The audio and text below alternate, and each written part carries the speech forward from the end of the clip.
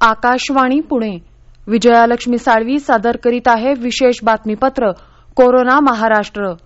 ठळक बातम्या. कोरोनाचा फटका बसलेल्या गरिबांच्या मदतीसाठी भारताला जागतिक बँकेकडून $40 कोटी अर्थसहाय्य. लसीचे दुष्परिणाम झाल्यास त्यावर करायच्या उपाययोजनांसाठीही नियमावली तयार. राज्यात काल कोविड-19चे 4,678 रुग्ण बरे झाले, पण आधीच्या नोंदीतल्या त्रुटी सुधारल्यानं उपचार सुरू असलेल्या रुग्णांची संख्या 10,000 घटली. कौशल्य विकासातून कोरोना काळात राज्यात 1,32,308 बेरोजगारांना रोजगार. आणि गुजरातमध्ये विनामास्क फिरणाऱ्यांकडून आतापर्यंत 90 कोटी रुपये दंड वसूल. आता बातम्या सविस्तर. कोरोना साथीचा फटका बसलेल्या गोरगरीब जनतेच्या मदतीसाठी राबवण्यात येणाऱ्या कार्यक्रमांसाठी आता जागतिक बँकेकडून अधिक मदतीचं बळ मिळालं आहे. काल केंद्र सरकार आणि जागतिक बँकेत यासाठी $40 कोटी अर्थसहाय्याबाबत करार झाला. जागतिक बँकेकडून कोरोना संकटाचा सामना करण्यासाठी भारताला मिळालेलं हे दुसरं अर्थसहाय्य आहे. याआधी मे महिन्यात जागतिक बँकेनं भारताला $75 कोटी अर्थसहाय्य दिलं आहे. कोरोनाची साथ सुरू झाल्यानंतर हातावर पोट असलेल्या गोरगरिबांना मोठा फटका बसला. अनेक जण विस्थापित झाले. या निधीतून सरकारला गोरगरिबांना सामाजिक संरक्षण पुरवणं तसंच विस्थापितांना अधिक भरीव मदत करणं शक्य होईल. एखाद्या व्यक्तीला कोरोना प्रतिबंधक लस दिल्यानंतर त्या व्यक्तीच्या शरीरावर लशीचे काही दुष्परिणाम झाल्यास त्यावर करायच्या उपाययोजनांची नियमावलीही तयार करण्यात आली असल्याचं काल सरकारच्या वतीनं सांगण्यात आलं. कोरोनावरची लस दिल्यानंतर त्याचे काही व्यक्तींवर थोड्या प्रमाणात दुष्परिणाम होण्याची शक्यता नाकारता येत नाही. म्हणून एखाद्या व्यक्तीच्या प्रकृतीवर लशीचे किरकोळ ते गंभीर स्वरूपाचे दुष्परिणाम जाणवल्यास करण्याच्या उपायांचा लशीकरणाविषयीच्या मार्गदर्शक सूचनांमध्ये समावेश करण्यात आल्याची माहिती आरोग्य मंत्रालयातल्या एका अधिकाऱ्यानं दिली आहे. राज्यात काल कोविड-19च्या बरे होणाऱ्या रुग्णांची दैनंदिन संख्या नवबाधितांच्या संख्येपेक्षा थोडीशी का होईना पण जास्तच होती. त्यामुळे उपचार सुरू असलेल्या रुग्णांची संख्या किंचित घटली आहे. काल राज्यात कोविड-19चे 4,678 रुग्ण बरे झाले तर 4,304 नवे रुग्ण आढळले. मात्र आतापर्यंतच्या बाधितांची संख्या एकापेक्षा अधिक वेळा झालेल्या नोंदी वगळल्यामुळे 10,218 घटली असून ती आता 18,80,893 झाली आहे. यापैकी बरे झालेल्या रुग्णांची संख्या 17,69,897 आहे. रुग्ण बरे होण्याचं प्रमाण आता 94.1% आहे. चाचण्यांमध्ये बाधित आढळण्याचं प्रमाण प्रथमच 16% खाली आलं असून ते काल 15.84% होतं.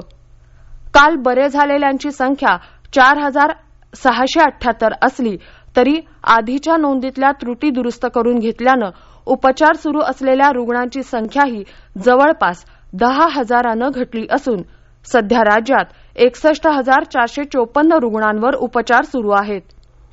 काल राज्यात कोविड-19च्या 95 रुग्णांच्या मृत्यूची नोंद झाली. त्यामुळं आतापर्यंतच्या कोरोना बळींची संख्या 48,434 वर पोहोचली. राज्यातला मृत्यूदर 2.58% एवढा आहे.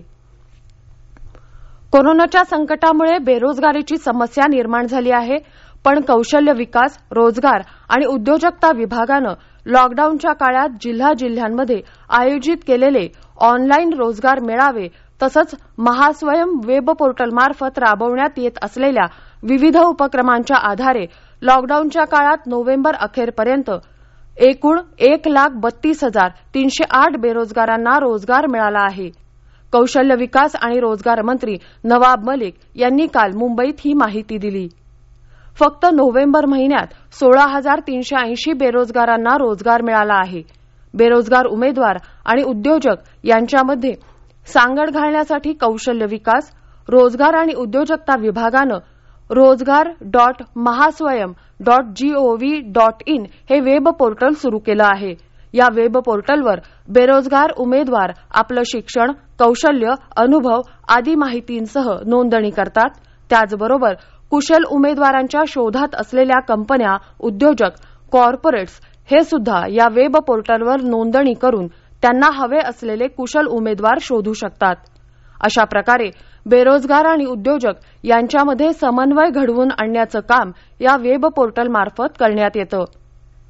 नोव्हेंबरमध्ये विभागाकडे 35,214 इतक्या नोकरी इच्छुक उमेदवारांनी नवीन नोंदणी किंवा पुनर्नोंदणी केली आहे. नोव्हेंबरमध्ये रोजगार मिळालेल्या 16,380 उमेदवारांमध्ये मुंबई विभागातनं सर्वाधिक 9,923 उमेदवार आहेत. या महिन्यात नाशिक विभागात 1,141, पुणे विभागात 4,068, औरंगाबाद विभागात 772, अमरावती विभागात 321 तर नागपूर विभागात 155 इतके बेरोजगार उमेदवार नोकरीला लागले. राज्यात नुकत्याच 12 आणि 13 डिसेंबर रोजी झालेल्या राज्यस्तरीय ऑनलाईन महारोजगार मेळाव्याला उमेदवार आणि उद्योजकांचा प्रचंड प्रतिसाद मिळाल्यानं या मेळाव्याचा कार्यक्रम आता 20 डिसेंबर 2020 पर्यंत वाढवण्यात आला असल्याची घोषणा नवाब मलिक यांनी केली आहे. हे विशेष बातमीपत्र आपण आकाशवाणीच्या पुणे केंद्रावरून ऐकत आहात.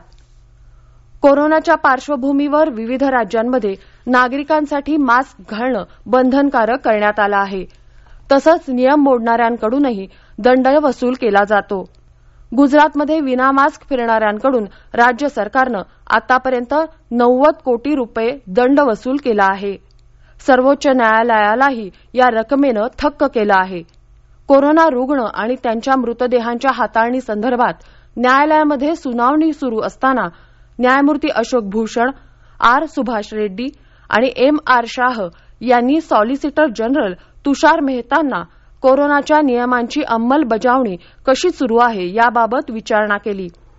त्यावर उत्तर देताना मेहता यांनी सांगितलं की नियम मोडणाऱ्यांकडून आतापर्यंत कोट्यवधीची रक्कम दंड म्हणून वसूल झाली आहे. मात्र तरीही नियमांचं काटेकोरपणे पालन का होत नाही असा प्रश्न न्यायालयानं केला. त्यावर 500 रुपये हा दंड तितकासा परिणामकारक नाही असं मेहता यांनी सांगितलं. यावेळी सर्वोच्च न्यायालयानं राज्यांना वैद्यकीय सेवा पुरवणाऱ्यांना विश्रांती देण्याबाबत निर्देश दिले. गेले कित्येक महिने आरोग्य कर्मचारी, डॉक्टर हे अविरतपणे काम करत आहेत.